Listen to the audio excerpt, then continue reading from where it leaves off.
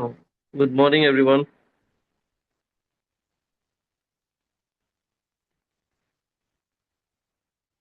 Good morning, Mayuri ji. Good morning, sir.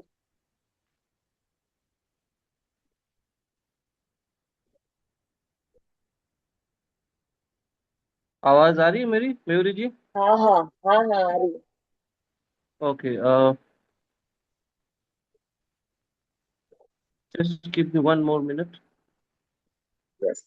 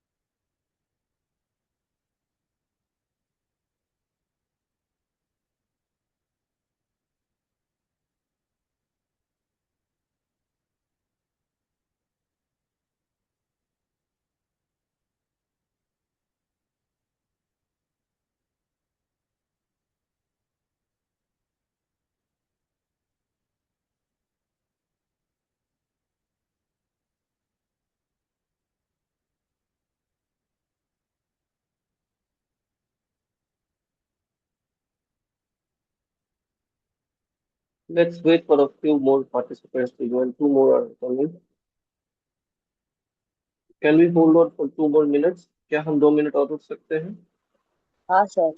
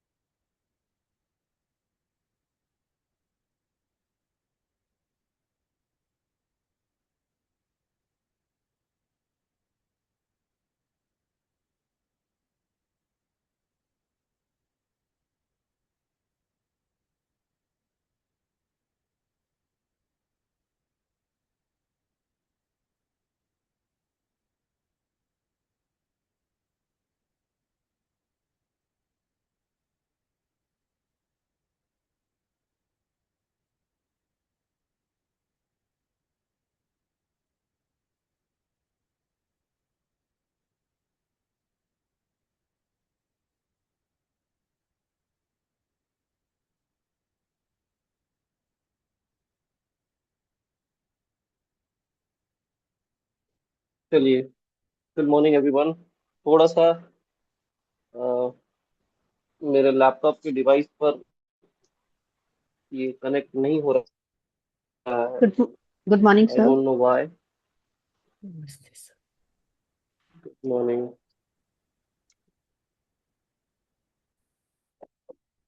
तो good morning everyone, good morning Komal ji, Mayuri ji and Rashmi ji. Rashmi ji, आपका कल रात में डिस्कनेक्ट हो गया था क्या? सर एक्चुअली है ना, मुझे बाहर जाना पड़ गया था और है ना अनएक्सपेक्टेड था।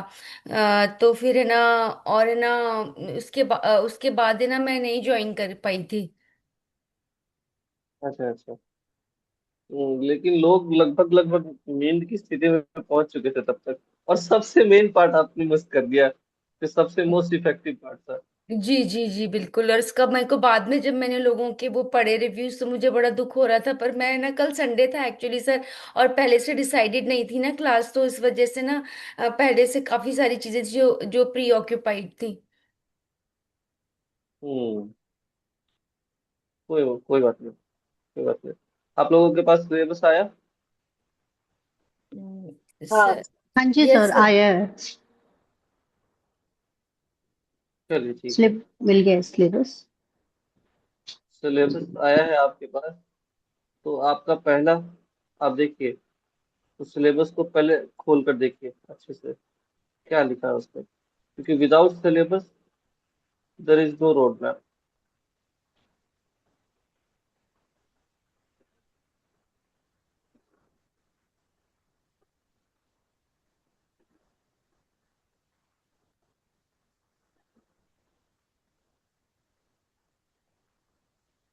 तो हाँ जी इंट्रोडक्शन बोलिए। To introduction to meditation yoga history and principles. Foundation of hmm meditation yoga के अंदर ये फर्स्ट टॉपिक। हम्म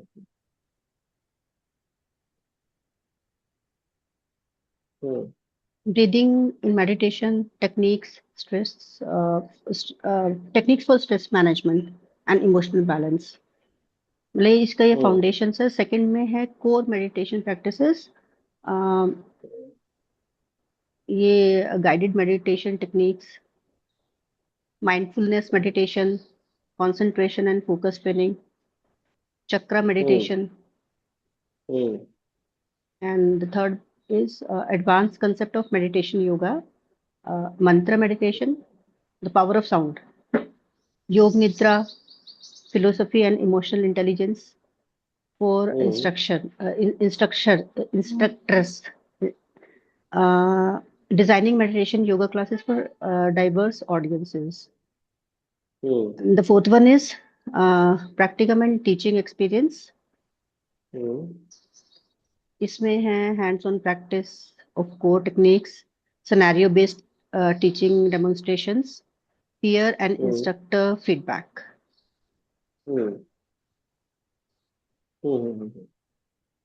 चलिए, क्योंकि ये आज पहला क्लास है, तो अच्छा रहता है कि पहले मैं ये समझूं कि मेरे जो स्टूडेंट्स हैं उनकी मेडिटेशन की समझ क्या है। क्योंकि जब भी हम कोई चीज शुरू करते हैं, अगर हम ये ना जाने कि सामने वाला उसको देखता किस नजरिए से, तब तक उसको हम उसके दृष्टिकोण नहीं बदल सकते।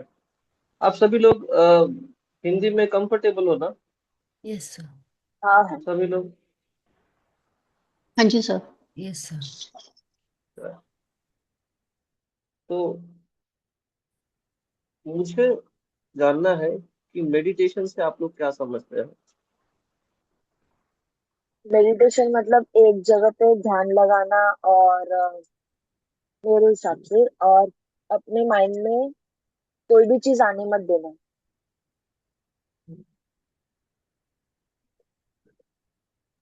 ठीक है, ठीक है। और कोमल जी बताइए। तो हम कुछ भी चीज करें, इसमें बोलने कि हम सिर्फ ध्यान में बैठना ही नहीं, मतलब कोई भी काम करें तो उसके अंदर हमारा पूरा कंसंट्रेशन हो। मतलब अगर मान लो मैं आर्ट वर्क कर रही हूँ कोई, तो मेरा ध्यान भटके नहीं, पूरी तरीके से मेरा ध्यान उसी में हो। मतलब इस तरीके से, या अगर मैं भगवान में भी ध्यान लगा रही हूँ, या मैं पूजा पाठ कर रही हूँ, या मैं घर का कोई ऐसा काम कर रही हूँ, तो मैं जो भी चीज करूँ, कुछ भी काम कर रही हूँ, मेरा पूरा कंसंट्रेशन उसमें ही होना चाहिए और किसी भी तरीके से मेरा ध्यान इधर उधर भटकना नहीं चाहिए। हम्म, ठीक है, thank you. Good morning Suman ji.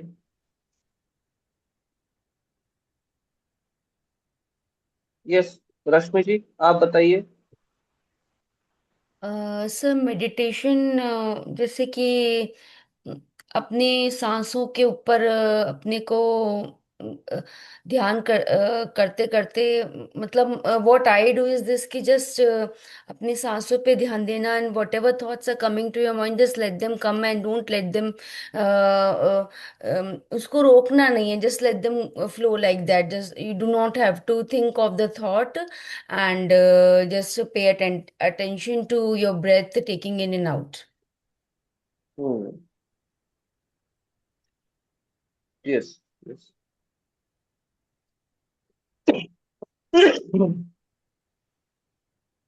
Thank you Rashmi ji. Suman ji, Suman ji चले गए। ओके, आप में से कितने लोगों ने पतंजलि योग सूत्र पढ़ा है? पतंजलि योग सूत्र या फिर हठ योगा प्रदीपिका, कितने लोगों ने पढ़ा है? कोई भी एक ऐसा स्पेसिफिक स्क्रिप्चर पढ़ा हो योगी? नहीं पढ़ा सर। सुमन जी आप बताएं, मेडिटेशन आपके नजर में क्या है?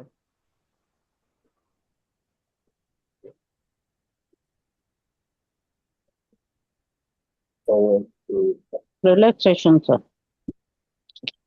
रिलैक्सेशन। क्या है? रिलैक्सेशन। Yes.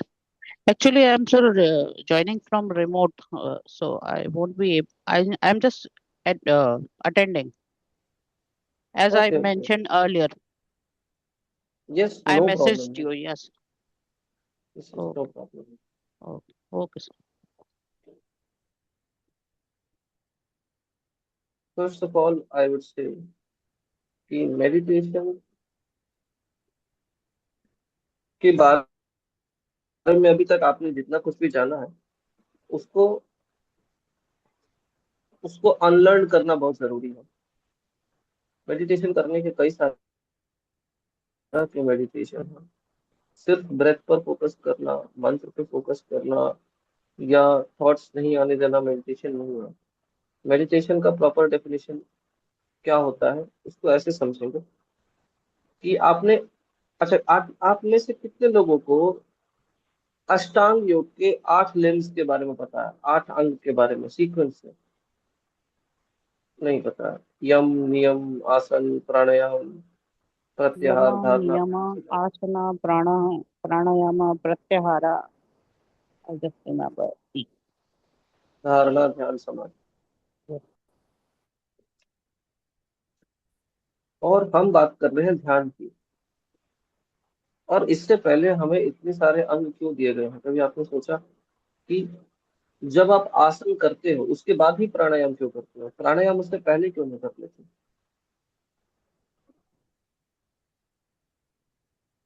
और जब आप प्राणायाम करते हो तभी आप प्रत्याहार की स्थिति में क्यों आते हो? और फिर प्रत्याहार के बाद ये धारणा क्या होती है? और इस धारणा से कोई ध्यान में कैसे चला जाता है?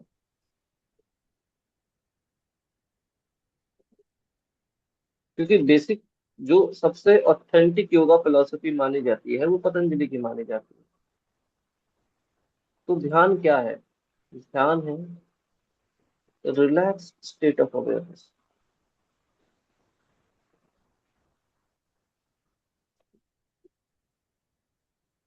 ध्यान एक ऐसी स्टेट ऑफ अवेयरनेस है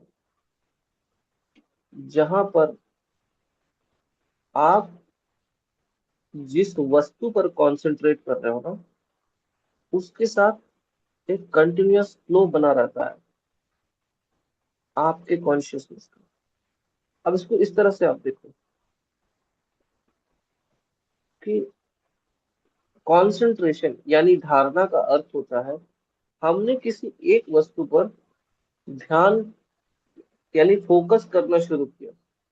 ये वो वाला ध्यान नहीं है, मेडिटेशन वाला नहीं। हमने किसी एक वस्तु पर फोकस करना शुरू किया, लेकिन उस फोकस को करते समय हमें कुछ एफर्ट्स लगाने पड़ रहे हैं।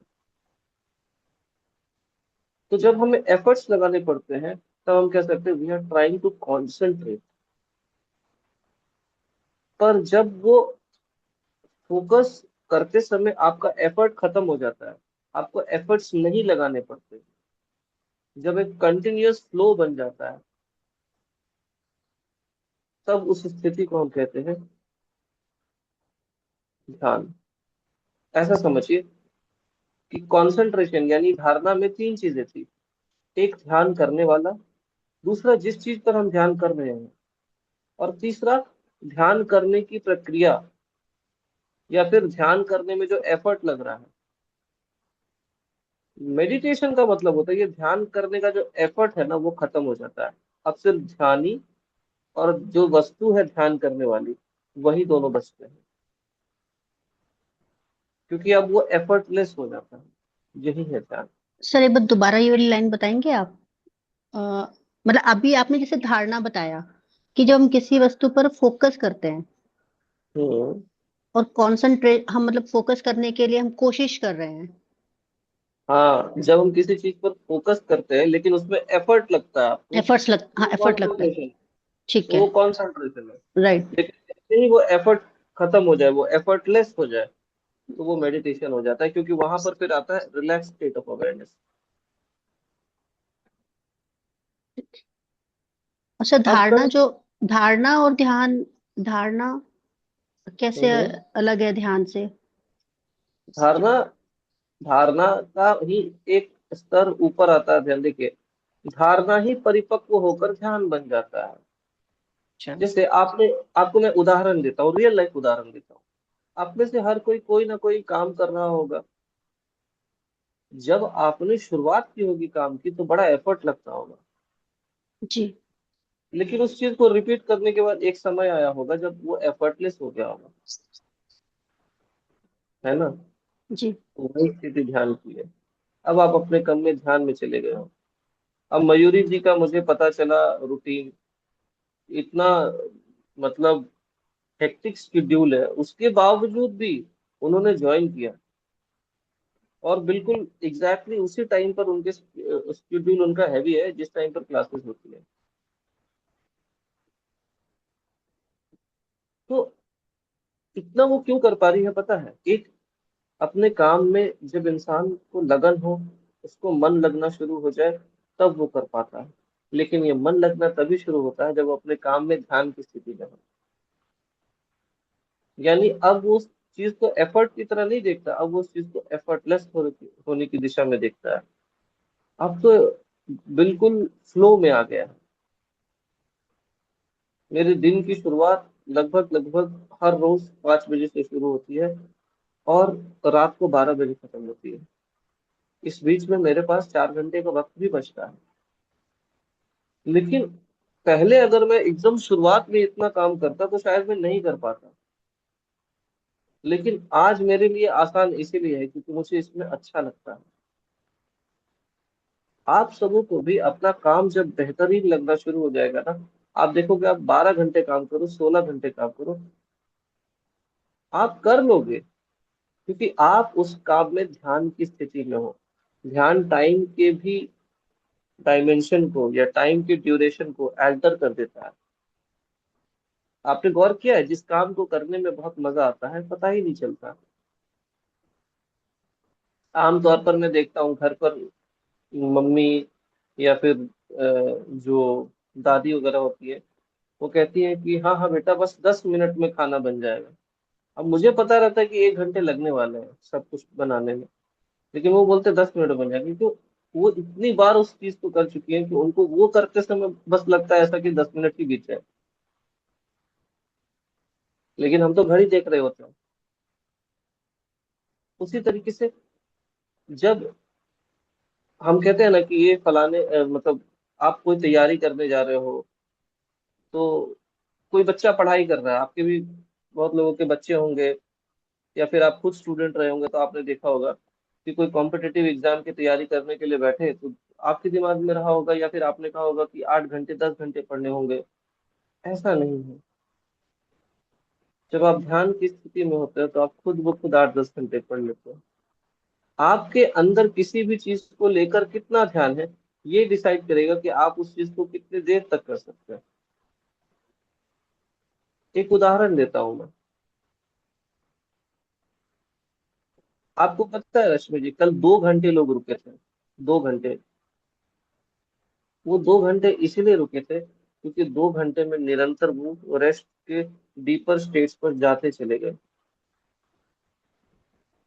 और अल्टीमेटली जो वादा था कि आपको नींद आएगी, अब कितने ब्रेक्स हुए आपने देखा कि लोग समझ नहीं रहे हैं, बीच में ज्वाइन करके छोड़कर चले जा रहे हैं। मैं बोल रहा हूँ उनको अपने रिव्यूज देने पर, वो रिव्यूज नहीं दे रहे, बहुत लेट से ज्वाइन कर रहे हैं। लेकिन इतने ब्रेक्स के बावजूद भी लोग सोने में कामयाब रहे। खुशबू जी का सर दर्द ठीक हो गया, खुशबू जी को सर दर्द था, उनका सर दर्द ठीक हो गया। और ये आपको बताने की जरूरत नहीं है कि ये स्ट्रेस एंड एंजाइटी को कितना कंट्रोल करता है। और किया क्या, कुछ कुछ ऐसा तो नहीं किया जो हमारे स्क्रिप्चर्स में मेंशन नहीं है। लेकिन हमारे स्क्रिप्चर्स में ये चीजें ठीक वैसे ही मेंशन नहीं है जिस सीक्वेंस में मैंने बताया था। क्योंकि यहाँ से आते हैं original creativity and insights. Reason भी, जब आप किसी भी चीज को इतनी बार कर लो, इतनी बार कर लो कि आप उसमें बिल्कुल लीन हो जाओ, तो वहां से आने शुरू होते हैं ओरिजिनल इनसाइट्स। वो भी ध्यान की स्थिति ही है। आप लोग जो जो काम कर रहे हो, आपने देखा है कि जिस काम को आपने जितनी गहराई और शिद्दत से किया है, आपके अंदर आता है एक ओरिजिनल इंसाइट। तो ध्यान वही है। अब ध्यान के जनक कौन है, क्या ये बताना आवश्यक है? कौन हो सकते हैं ध्यान के जनक? शिव। जी, शिव जी भगवान। स्वयं आदिनाथ शिव है। स्वयं आदिनाथ शिव ही ध्यान के जनक। वैसे तो लोग मानते हैं कि 5,000 साल पुराना है। लेकिन एक मिनट, मैं आपको आज की जो क्लास है ना, उसको इसलिए मैं थोड़ा खास रख रहा हूँ कि आज की क्लास में पहले मैं ये जानूं कि आप क्या जानते हो। आपके एक एक कंफ्यूजन को लेयर बाय लेयर काटूं। और उसके बाद फिर नेक्स्ट सेशन से एकदम प्योर थ्योरी तो हम नहीं जाएंगे, लेकिन जो इसकी थ्योरी है उस थ्योरी को हम थोड़ा मॉडर्न एंगल से भी देखेंगे। लेकिन आज जो मैं आपको बता रहा हूँ वो बिल्कुल ओरिजिनल बता रहा हूँ। आप मेरे meditation TTC batch from Shyam भाई योगा, थ्रू श्याम भाई योगा, आप मेरे, नहीं इससे पहले एक बैच था, ये दूसरा बैच है। लेकिन इस बैच की खासियत ये है कि इस बैच ने स्वयं मुझे चुना है। और ये मेरे बड़े सौभाग्य की बात है। इसलिए मेरे पास जो कुछ भी है उसमें सबसे श्रेष्ठ जो है वो मैं आप लोगों को दूंगा। अब मुझे ये बताइए कि ध्यान करने के लिए जैसा बताया गया है कि पहले आसन करिए, फिर प्राणायाम कीजिए, फिर प्रत्याहार की स्थिति में जाइएगा, फिर धारणा की स्थिति आएगी और फिर आप ध्यान में जाइएगा। ये सब प्रैक्टिकल स्टेप्स है। क्यों हम इसी इसी प्रकार से जाते हैं? क्यों हम कोई और प्रकार इस्तेमाल नहीं कर सकते क्या? क्या हम कोई और तरीका इस्तेमाल नहीं कर सकते?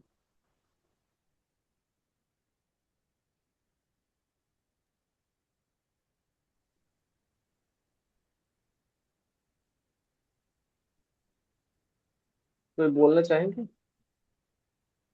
सर हर चीज को करने के लिए जैसे कि लोगों ने इस चीज को, जैसे हम तो लर्नर्स हैं, पर जो जिन्होंने इस चीज को स्टार्ट करा होगा तो उन लोगों ने ये चीज देखी होगी कि इन स्टेप्स के थ्रू जाने के बाद ही ये चीज हो सकती है।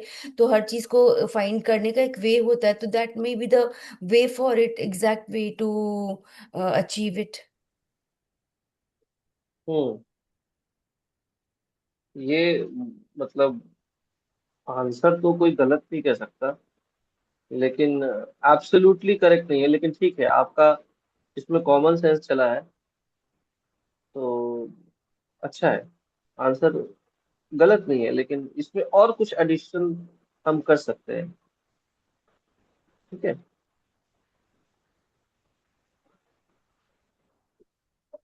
Komal ji.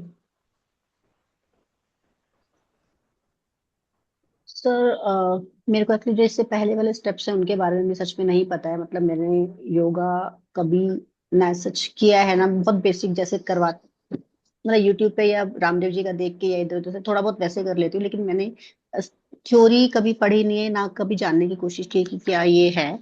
And this is my first time. लेकिन जैसा कि मैम ने बताया कि भी हर चीज का एक स्टेप होता है, मतलब सीढ़ी होती है पढ़ने की, फर्स्ट स्टेप सेकंड स्टेप। और इससे पहले जैसे हमारा, मतलब मैं आसन से रिलेट कर पाऊंगी क्योंकि थोड़ा बहुत उसके बारे में पता है। तो हम्म माइंड हमारा, मतलब बॉडी और माइंड दोनों चीजें रिलैक्स होंगी तभी हम लोग अ, ध्यान में जा पाएंगे। ऐसा ना हो कि हम लोग ध्यान लगाने की कोशिश करें लेकिन हमारी बॉडी जो है वो उस स्थिति में ही नहीं है। मतलब हम्म तो मतलब बॉडी को भी रिलैक्स करना है पहले ताकि हमारा माइंड हम्म भी रिलैक्स हो सके। मतलब इतना ही समझ हम्म पा रहे, सोच सकती हूँ मैं सर। हम्म।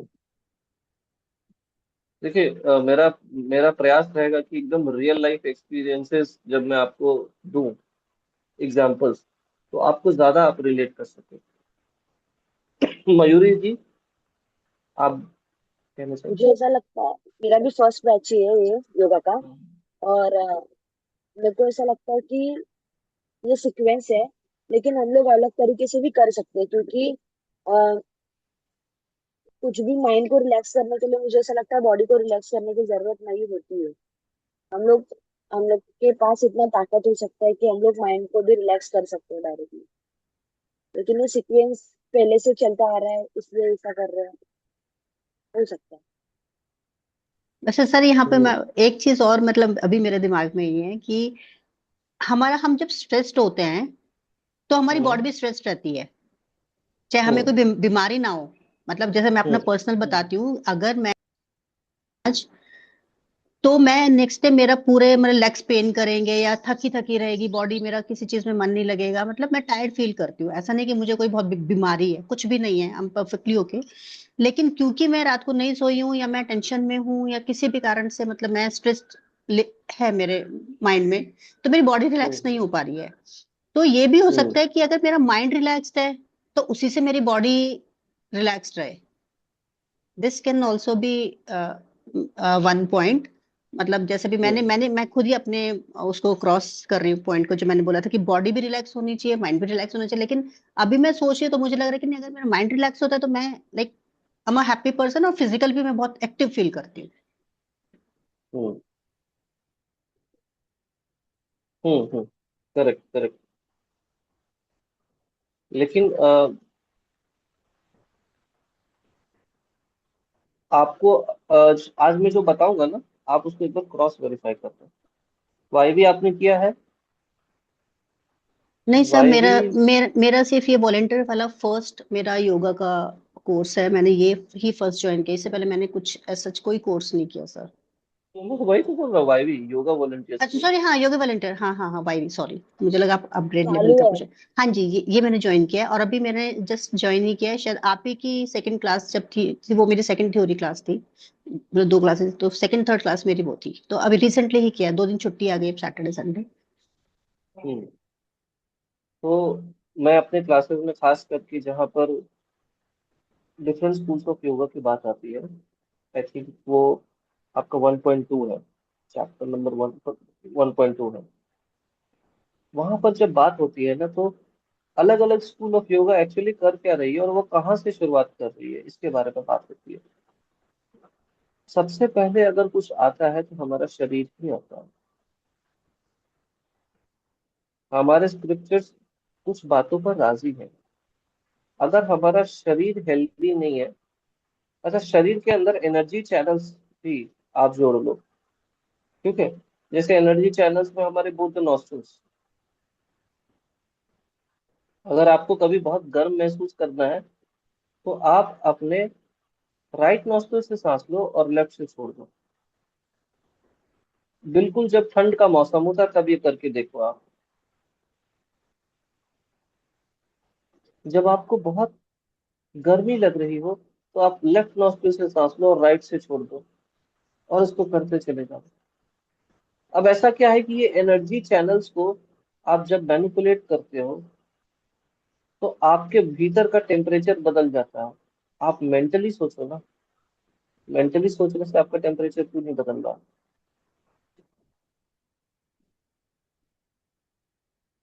क्योंकि हमें इस बात को समझना पड़ेगा कि हमारी कॉन्शियसनेस अभी इतनी सटल हुई ही नहीं है। हमारी कॉन्शियसनेस अभी इतनी सटल हुई ही नहीं है कि हम सोचें और हम अपने अंदर परिवर्तन कर लें। जब आप ध्यान की स्थिति में होते हैं, पहले से ही जब आप ध्यानी होते हैं, तब तो आप ये परिवर्तन कर सकते हैं, झट से परिवर्तन कर लेंगे। लेकिन जब आप ध्यान की स्थिति में नहीं होते हैं, तब आपको पहले शरीर के स्तर पर काम करना पड़ता है। हठ योग प्रदीपिका इसके बारे में वर्णन करता है। हठ योग प्रदीपिका का कहना है, स्वामी स्वात्माराम जी ने लिखा है कि सबसे पहले शरीर पर काम कीजिए और शरीर के एनर्जी चैनल्स पर, और उसी में वर्णन आता है षटकर्म का। और षटकर्म क्यों किया जाता है? षटकर्म इसलिए किया जाता है कि अगर आप देखें कि आयुर्वेद में भी आपने पंचकर्म के बारे में काफी कुछ सुना होगा। जो औषधि हम लेते हैं, जो मेडिसिन हम लेते हैं, वो हमारे अंदर जितने भी टॉक्सिन्स है उसको सप्रेस करता है, उसको रिलीज नहीं करता। लेकिन षटकर्म या पंचकर्म जब हम करते हैं तो हमारे अंदर जो टॉक्सिन्स होते हैं वो रिलीज हो जाते हैं, वो इंटरनल क्लेंजिंग करते हैं। और इस इंटरनल क्लेंजिंग के कारण, यस, क्लेंजिंग, इस इंटरनल क्लेंजिंग के कारण हमारे टॉक्सिन्स जब रिलीज होते हैं तो हमारे एनर्जी चैनल्स खुल जाते हैं। अगर आपके अंदर टॉक्सिन्स हो तो क्या आपको लगता है कि आपके एनर्जी चैनल्स खुल जाएंगे? टॉक्सिन्स ब्लॉक करता है। क्यों? क्योंकि टॉक्सिन्स जाकर सीधे जॉइंट्स में जमा हो जाता है। आपका जॉइंट्स बहुत वीक एरिया होता है और सबसे ज्यादा प्रोन होता है टॉक्सिन्स के इकट्ठा होने के चांसेस बहुत होते हैं। इसलिए हम पवन मुक्त आसन सीरीज 1 से शुरू करते हैं आमतौर पर मेडिटेशन एक्सरसाइज। कम से कम जॉइंट्स मूवमेंट तो हम हमेशा कराते ही कराते हैं अपने योगा सेशंस में। तो हठ योग ने किससे शुरू किया? सबसे पहले शरीर से शुरू किया और एनर्जी चैनल से शुरू किया। और हठ योग के बाद हम क्या करते हैं? हठ योग के बाद ही हम राजयोग करते हैं। पतंजलि योग सूत्र का जो योग है उसे हम राजयोग कहते हैं। और पतंजलि मन से शुरू करते हैं किसी चीज की। लेकिन पतंजलि के पहले सूत्र में लिखा है अथ योग अनुशासन, यानी अब योग का अनुशासन करते हैं। लेकिन योग का अनुशासन अब करते हैं, इसका मतलब उससे पहले कुछ कर रहे थे ना हम। इसका मतलब पतंजलि ये जानते हैं कि हम कुछ करके आए हैं, तब हम पतंजलि के योग सूत्र को सीख रहे हैं। इसलिए जब आप योग की पढ़ाई करते हो तो आपको बताया जाता है कि सबसे पहले आप हठ योग करोगे। जब हठ योग में आप अच्छे से स्टेबल हो जाओगे तब आप राजयोग का अभ्यास करोगे। मयूरी जी, आपने पढ़ा है इसको कि हठ योग का अभ्यास करने के बाद ही राजयोग का करते हैं? नहीं। अच्छा। अब इसको समझिए, जहां हठ योग में हम मुद्रा और बंध का इस्तेमाल करते हैं, वही राजयोग में हम मुद्रा और बंध का इस्तेमाल नहीं कर रहे हैं।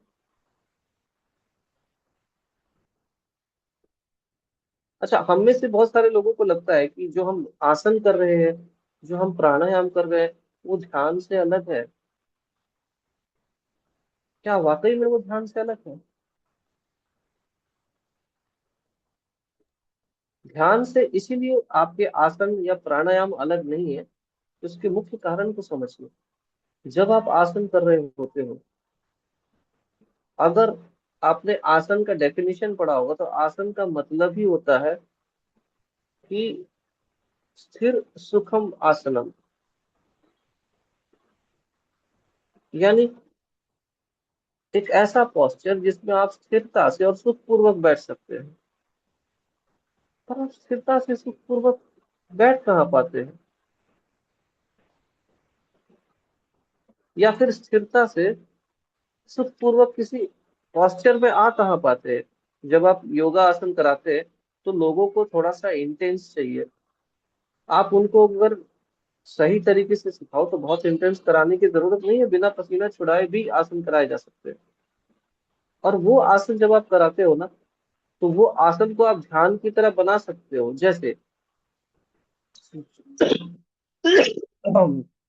सूर्य नमस्कार के 108 राउंड्स भी ध्यान बन जाते हैं, अगर आप उसको एक फ्लो में करो, जहां उसका ब्रेथ, उसका मंत्र, उसके सेंसेशन और उसके सारे एक एक आसन सिंक हो जाए, तो वो ध्यान बन जाता है।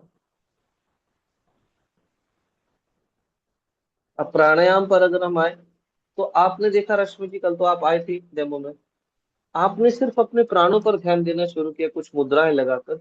मुद्राएं मतलब क्या? मुद्रा आपके एनर्जी को डायरेक्शन देता है, प्राणा आपकी एनर्जी का फ्लो है, तो मुद्रा आपकी एनर्जी को डायरेक्शन देता है। मैंने आपके एनर्जी को बस डायरेक्शन दिया, क्या वो ध्यान नहीं था? वो भी ध्यान था। और योग का एक एक अभ्यास ध्यान बन जाता है। अब बस ऐसा समझिए कि हम सब ध्यान की ओर ही जा रहे हैं।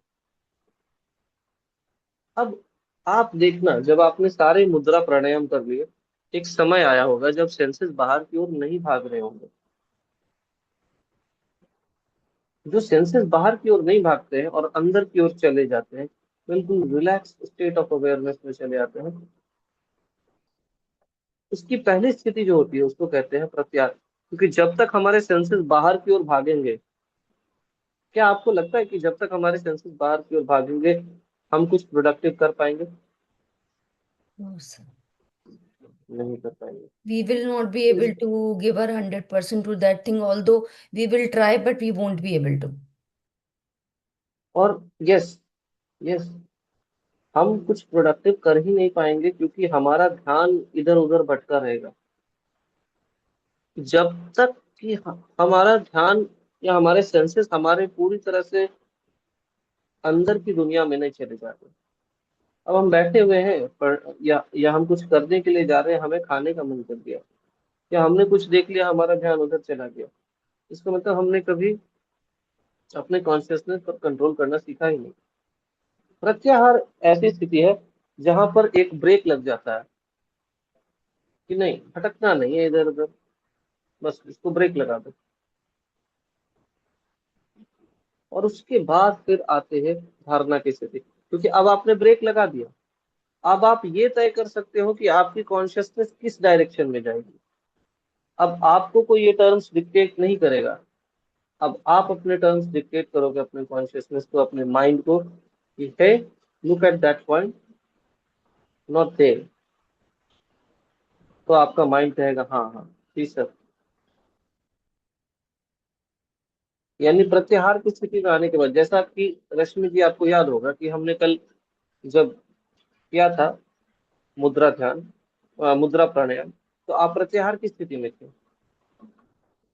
और उससे पहले भी आपको प्रत्याहार की स्थिति में लाया था। ऐसा नहीं कि प्रत्याहार की स्थिति नहीं बनी थी, उससे पहले भी बनी थी।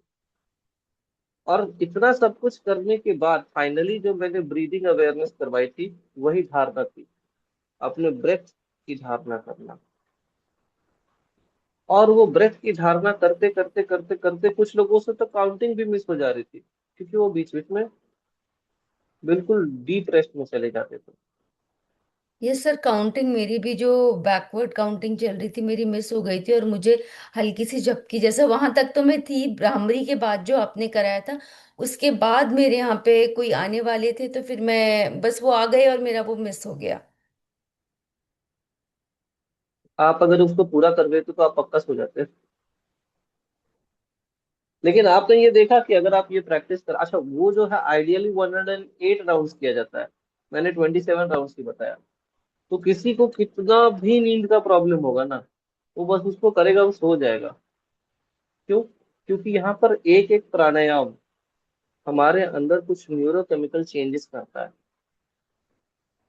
और इसको इस सीक्वेंस में करने से क्या होता है कि वो neurochemical changes layer by layer आपको स्लीप में डालना शुरू कर देते हैं, या फिर डीप रेस्ट में डालना शुरू कर देते हैं। तो आप देखो कि जब आप पूरी तरह से रिलैक्स होते हो, तभी जाकर आप डिसाइड कर पाते हो कि आपको किधर फोकस करना है। और जब आप रिलैक्स नहीं होते तो आप डिसाइड नहीं करते हो, आपकी कंडीशनिंग डिसाइड करती है ना। माइंड बस अपने आप को रिपीट करता है। जिस मन में ध्यान नहीं है, वो मन सिर्फ अपने आप को रिपीट करता है। जिस मन में ध्यान है, वो मन तय करता है। हम कहते हैं ना, हमें से कई सारे लोगों को लगता है कि जो ईश्वर ने रच दिया है, जो विधि का विधान है, वही होता है। ऐसा नहीं, जिसका माइंड सिर्फ रिपीट होते रहता है, उसके लिए तो विधि का विधान जैसा लिखा है वैसा ही होता है। लेकिन जो जागरूक है, जो ध्यान की स्थिति में, उसके लिए ऐसी स्थिति नहीं होती है। इसलिए योग निद्रा करते समय मैं आपको बताऊंगा कि स्वामी सत्यानंद सरस्वती जी, जिन्होंने योग निद्रा आज जो मेडिटेशन के फॉर्म में है, योग निद्रा को जब बनाया है, उसमें लिखा है कि योग निद्रा में लिया गया कोई भी संकल्प पूरा होता है। पता है क्यों? क्योंकि जब आप डीप रेस्ट की स्थिति में रहते हो ना, या फिर आप सबकॉन्शियस माइंड के बारे में सुनोगे, तो आप जब रात में सोने जाते हो और सुबह में ठीक उठने से पहले आप सबकॉन्शियस में जो भी डालते हो, वो चीजें फलीभूत होती हैं। तो जब आप समझो कि लेटे हुए हो और आपने बिल्कुल डीप रेस्ट हासिल कर लिया, जो भी मैंने एक्सरसाइज कल करवाई थी उसके थ्रू, तो स्वामी सत्यानंद सरस्वती जी कहते हैं कि ऐसी स्थिति में, क्योंकि हमारे मन, हमारे शरीर, प्राण और आत्मा में कोई कंफ्यूजन नहीं होता, तो आप जो कुछ भी बोलेंगे, that is bound to manifest. माने उन्होंने इतने स्ट्रॉन्ग वर्ड्स इस्तेमाल किए, that is bound to manifest.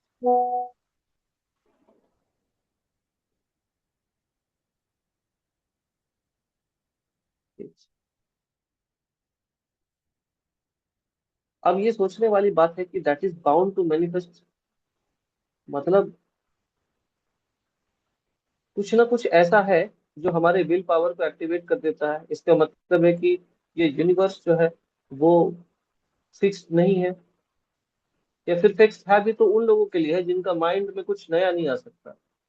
लेकिन जो थॉटलेस हो सकते हैं, जो माइंड बियॉन्ड माइंड के सिचुएशन में जा सकते हैं, उनके लिए ये सब नहीं है।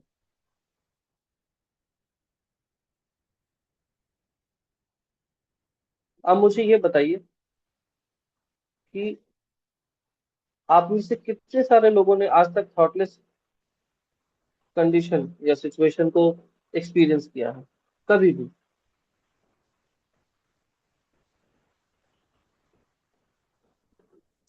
कौन सी सिचुएशन? थॉटलेस थॉटलेसनेस का एक्सपीरियंस किया हो? थॉटलेस तो सर कभी भी नहीं होते हैं। मैं तो रात को सोती तो भी मेरे दिमाग में इतना सब कुछ सपने चल रहे होते हैं कि मुझे लगता है मैं मतलब रात भर भी मेरा दिमाग काम कर रहा था और मैं सोई नहीं हूँ ढंग से। तो ये तो थॉटलेस तो मुझे लगता नहीं, मतलब मेरे साथ तो कभी ऐसा एक्सपीरियंस नहीं हुआ। हाँ, ये थॉटलेस, बहुत लोगों को लगता है कि थॉटलेस कैसे हुआ जा सकता है। लेकिन आप देखो कि रश्मि जी ने हाथ उठाया है। सर एक्चुअली मेरा एक एक्सपीरियंस रहा था 8-9 years बैक। I was just running through a very very मतलब torturing phase of my life, not in the terms of other but in the terms of mind and all. So मैं एक जेन meditation music लगाया करती थी, और बस मैं स्टार्टिंग में it was very difficult for me, but at a time it came कि मैं जब उठा करती थी उस चीज़ से बाहर, तो मुझे बिल्कुल हल्का और इतना अच्छा लगता था, and I use to get sensations here. और 1-1.5 घंटा मैं करती थी मॉर्निंग में उठ करके। It was becoming initial stages it was deliberate, but later it became अपने आप हो जाता था, and I don't know how that time pass, और मैं उस प्रॉब्लम से निकल के आ गई। हम्म, मतलब that thing just kept me moving, कि मेरे माइंड से कुछ मतलब ऐसा होता है ना कि आप कुछ करने लायक नहीं रहते हैं डे टू डे काम के, पर I was able to carry everything because of that technique only. हम्म।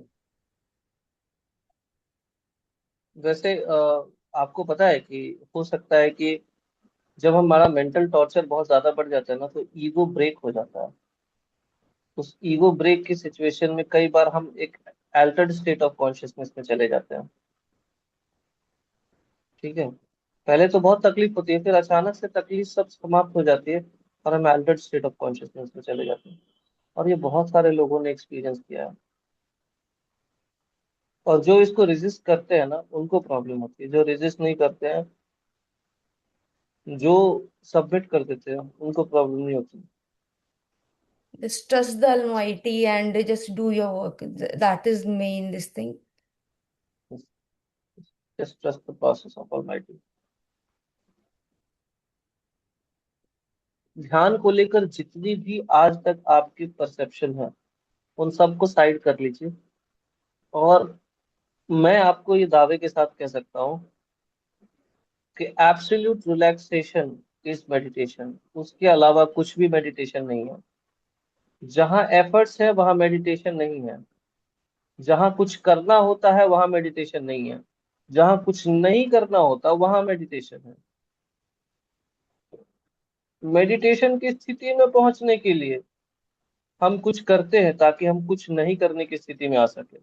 समस्या ये है कि हम कुछ ना कुछ करते ही रहते हैं। या तो सपना ही देखते रहेंगे, या ख्याल में डूबे रहेंगे, या शरीर से कुछ कर्म करते रहेंगे। जब तक कि हम अनकॉन्शियस नहीं हो जाते, तब तक हम कुछ ना कुछ करते ही रहते हैं। इसलिए जिनको ओवर थिंकिंग की ज्यादा प्रॉब्लम होती है, वो नशे में चले जाते हैं आजकल, क्योंकि उनको अनकॉन्शियस होना है। लेकिन अगर आपको योग रूपी नशा दे दिया जाए, तो आप नशे में नहीं जाओगे।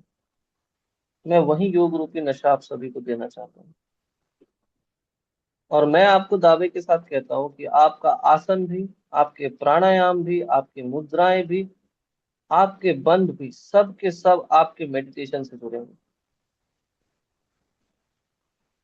अब आपको ये तय करके आना है कल से कि आप कौन से आसन, कौन से प्राणायाम, कौन से मुद्रा, कौन से बंध करते हो, और आप उस चीज को कैसे इंटीग्रेट करोगे कि आपके प्रैक्टिसेस का आपको मैक्सिमम रिजल्ट्स मिलेगा। क्योंकि मैं तो आपको मेडिटेशन दूंगा ही, पर उसके आसन, आप अपने आसन के साथ कैसे उसको इंटीग्रेट करोगे, ये भी तो आपको पता होना चाहिए।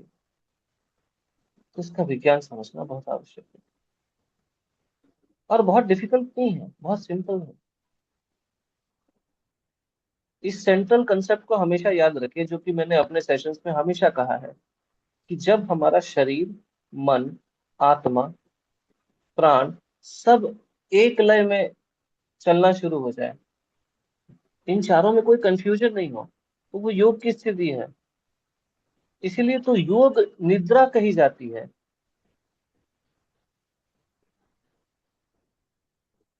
वो निद्रा नहीं है, वो निद्रा और जागृत अवस्था के बीच की स्थिति है। यानी ना आप सोए हुए हैं और ना आप जागे हुए हैं, आप इन दोनों के बीच में हैं। आप अनकॉन्शियस नहीं हैं, याद रखिए। चित्त की वृत्तियों में से एक वृत्ति निद्रा भी है, और योग का मकसद चित्त की वृत्तियों को समाप्त करना है। तो जब योग चित्त की वृत्तियों को समाप्त करना चाहता है तो जाहिर सी बात है कि आपको निद्रा में तो नहीं डालेगा। यानी योग निद्रा कुछ और है।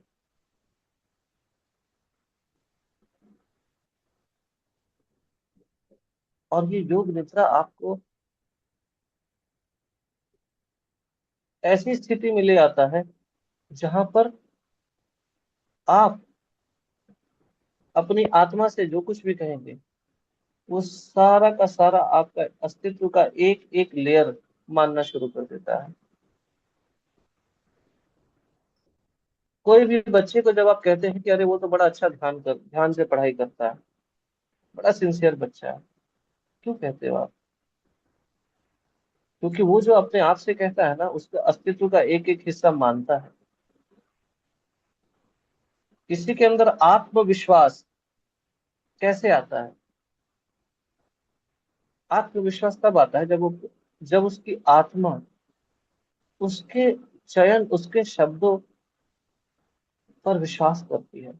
इसीलिए जब आप बच्चे को आप बड़ा कर रहे होते हो तो उसके अंदर हमेशा एक सिंक्रोनी बनाने की कोशिश कीजिए, कोई कंफ्यूजन मत होने दीजिए। उसके अस्तित्व के जो अलग अलग हिस्से हैं और अंग हैं, उसको कंफ्यूज नहीं होना चाहिए। तो मेडिटेशन का कुल मिलाकर इस पूरे प्रोसीजर में, अब देखिए आज मैंने आपको फॉर्मूलाज दिए हैं, अब आगे चलकर यही सारी चीजें आपको पता चलेगा कि सर ने अब उन्हीं चीजों को थोड़ा और ज्यादा बढ़ाकर बताया है। लेकिन अगर मैं आपको ऐसा छितरा छितरा कर बताता ना स्केटर्ड फॉर्म में, तो फिर इस क्लास और बाकी क्लासों में फर्क नहीं होता। लेकिन मैं आपको छितरा कर नहीं बताऊंगा। हमें सिलेबस बड़ा तब लगता है जब हम इंटरलिंक नहीं करते हैं, जब हम कनेक्ट नहीं कर पाते हैं। आज देखो ना, आप जिस सब्जेक्ट के टीचर हो या मास्टर हो या फिर जिस सब्जेक्ट में एक्सपर्ट हो, आपको सभी चीजें कितनी आपस में जुड़ी हुई लगती हैं। लगता है यही टफ लगता था, किसी चीज के लिए इतनी मुश्किलें हो रही थी, ये तो कितना आसान है। और वक्त के साथ और आसान होता चला जा रहा होगा। ये भी पता चल रहा होगा कि ये चीजें आपस में कैसे जुड़ी हुई है, किसको कब कैसे लिंक कर सकते हैं। लेकिन पहले नहीं पता था ना। और इस चीज का, अगर कोई आपको ट्रेनिंग के दौरान ही इस तरह की तकनीक दे दे तो आप सोचो कि आप कितनी जल्दी उन्नति कर जाओगे। ये जो सिखाने का स्केटर्ड तरीका है ना, ये तरीके से हमें जरूरत से ज्यादा मेहनत करनी पड़ जाती है। इसलिए आज जो मैंने आपको बताया है, ये आपका एक बेस, एक फाउंडेशन की तरह काम करेगा। और आप देखोगे कि आप आगे चलकर जितने भी क्लासेस करोगे, उन सभी क्लासेस में ये बेस, ये फाउंडेशन खुद को बार बार रिपीट करेगा, लेकिन अलग अलग शब्दों में।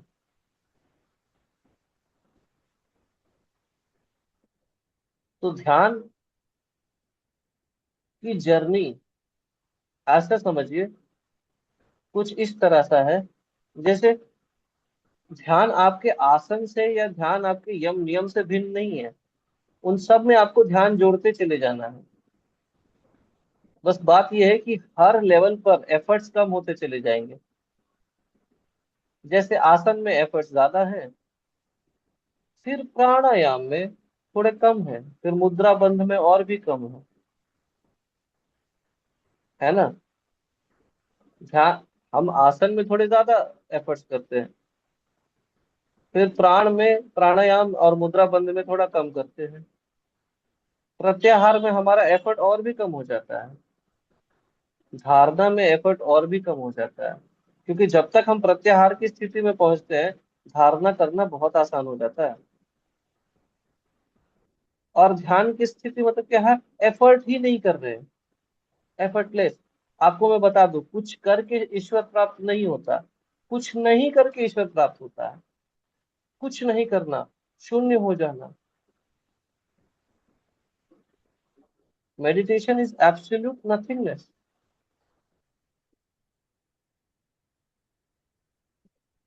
तो जैसे रश्मि जी आप कल कर रही थी, तो आपने देखा ना कि वो नथिंगनेस की झलक आनी शुरू हो गई थी। Yes sir. After Bhramari only when we lie down ना, और वो जो काउंटिंग कर रहे थे उसमें ही मतलब बहुत अच्छा सा, और ऐसा लग रहा था आप रिलैक्स्ड होते जा रहे हैं, और मालूम नहीं क्या चल रहा है आसपास में। और बीच बीच में आपकी काउंटिंग इसलिए छूट रही थी कि कोई नथिंगनेस बीच बीच में हाँ आ जा रहा जी था। जी। तो हमें दिमाग पे जोर डालना पड़ता है, अच्छा ये काउंटिंग वो हो गया है, वो एक अलग चीज है कि वो हमारी तरफ से था। बट सर है ना, it was relaxing, started relaxing me, फिर उसके बाद मैं नहीं कंटिन्यू कर पाई, वो एक अलग चीज है। पर वो 27 तक पहुंचते पहुंचते ही काफी, 1 तक पहुंचते पहुंचते काफी रिलैक्स था।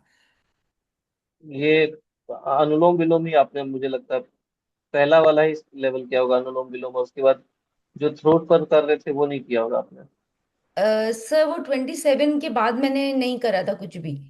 तो अनुलोम विलोम शायद अगर उससे पहले आपने करवाया था तो हो नहीं गया नहीं था नहीं तो। नहीं, 27 काउंटिंग मैंने ऑपोजिट बोला था ना। तो हाँ पहले मैंने बोला था कि अल्टरनेट नॉस्ट्रल ब्रीदिंग 27 करना है मेंटली। जी जी जी। तो वो हाँ हाँ, वो मेंटली वो तो मैं भूल ही गई थी, बीच में ही भूल गई थी कि मैं वो कर रही हूँ। हाँ, अब आप देखिए, हमें आमतौर पर क्या प्रॉब्लम होता है, आप सभी लोग सुनिएगा, हमें आमतौर पर प्रॉब्लम होता है, यार थॉट्स रुक नहीं रहे हैं। रश्मि जी के साथ प्रॉब्लम थी, थॉट्स आ नहीं रहे हैं। आप समझ रहे हो मेरी बात? हमारी प्रॉब्लम होती है थॉट्स रुक नहीं रहे हैं, और रश्मि जी की प्रॉब्लम हो गई कि थॉट्स आ नहीं रहे हैं। कितनी बड़ी अचीवमेंट है ये। और आपसे मैंने कहा था कि ये तरीके तंत्र के हैं। हमारे साथ एक और थी पुष्पा जी, उन्होंने कहा कि अ, ये सब तरीके तो सर दिए हुए। मैंने कहा कहाँ दिए हुए स्क्रिप्चर्स में? उन्होंने कहा कि स्क्रिप्चर्स में दिए हुए। मैंने कहा कि स्क्रिप्चर्स में दिए हैं तो इस सीक्वेंस में दिए हैं क्या? तो उन्होंने कहा कि नहीं, इस सीक्वेंस में तो नहीं दिए हैं। क्योंकि ये तो है कि बहुत सारे प्राणायाम हैं, लेकिन उन प्राणायामों को लेयर बाय लेयर कैसे यूज किया जाए। जैसे मैंने बोला था ना कि मैं फ्यूजन करना सिखाऊंगा चीजों का। आपने कल देखा कि प्राणायाम को कैसे फ्यूज करोगे, इस तरह से। वही प्राणायाम आपने पहले भी किए होंगे, लेकिन आपको पता ही नहीं होगा कि इस तरह से करने से इतना फायदा होता है। उसको ब्रेथ वर्क के साथ हमने वो कर दिया, तो that give a lot of relaxation. अब आप देखो कि अच्छा, आप आसन कर ही लेते हो, तो मैं शुरुआत करता हूँ ब्रेथ वर्क से, फिर मैंने मुद्रा भी ऐड कर ली ब्रेथ वर्क के साथ ही। अब देखो सटल, आप ग्रोथ से सटल की ओर जा रहे थे, है ना? प्राणायाम किया, प्राणायाम से थोड़ा मुद्रा पर आए, मुद्रा से प्रत्याहार की स्थिति में आ गए थे हम। जब हमने भ्रामरी की थी हम प्रत्याहार की स्थिति में आ गए थे। फिर जब हमने ब्रेथ पर अवेयरनेस लगानी शुरू की, हम धारणा की स्थिति में थे। फिर वो धारणा भी फोकस हो गया, पता ही नहीं चला, और हम बिल्कुल ध्यान में चले गए। That is absolute nothingness. This is what we have to achieve. और ये पूरे मेडिटेशन जर्नी में ये जो नथिंगनेस है ना, यही हम अचीव करेंगे।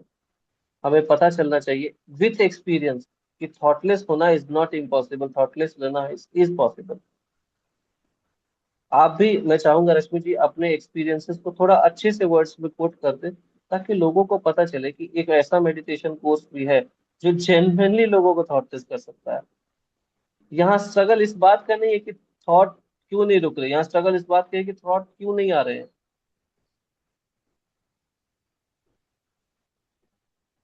और साथ ही आज के लिए तो बस इतना ही।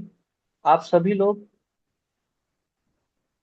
पहले अपने सवालों, जो भी आज का सेशन हुआ है ना, अपने सवालों की एक लिस्ट बनाकर लाएंगे। और उन सवालों की लिस्ट बनाने के बाद आपको ये सोचना है कि मेरे समझ में ध्यान क्या है, और मुझे अगर ध्यान की गहराइयों में जाना है, तो आज जो मैंने किया है, जो मैंने सीखा है, उसके हिसाब से मुझे क्या करना चाहिए। फिर से दोबारा से सुन लीजिए, आपकी समझ में ध्यान क्या है, और आपने आज जो सीखा है, उस हिसाब से आप अपने ध्यान की प्रैक्टिसेस को कैसे चेंज कर सकते हो।